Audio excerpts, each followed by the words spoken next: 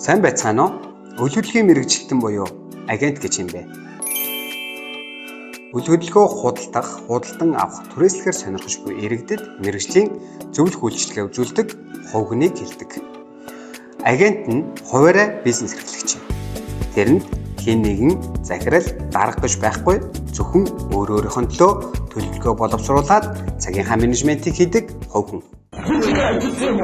Тухайн хүн өөрийнхөө төлөө ажиллаад ирэхээр хамгийн өндөр бүтээмжийг бий болгодог. Бидний зохион байгуулж байгаа одоо энэ бүтээмжийн хувьсгалыг эхлүүлж байгаа, бүтээмжийн хөдөлгөөнийг эхлүүлж байгаа энэ хилцүүлэг бол маш чухал юм аа. Нэг цагт $1 бүтээмжил хийж гэнэ гэсэн үг шүү дээ. Гэхэд бусад улс орнууд бол нэг цагт бол тийм ээ бараг $20-30 ийм бүтээмж хийдэг болсон.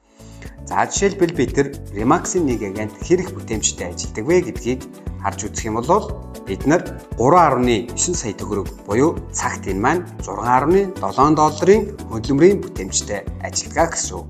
Энэ нь манай улсын дунджаас 60-70% илүү бүтээмжтэй ажилладаг гэсэн тоон статистик байдаг. Та өндөр бүтээмжтэй судалгаа хийдэг мэдлэгтэй агент болохыг хүсвэл бидэнтэй хамтран ажиллаарай.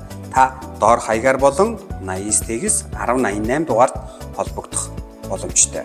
Тантай хамтран ажиллахдаа бид таатай байх болно.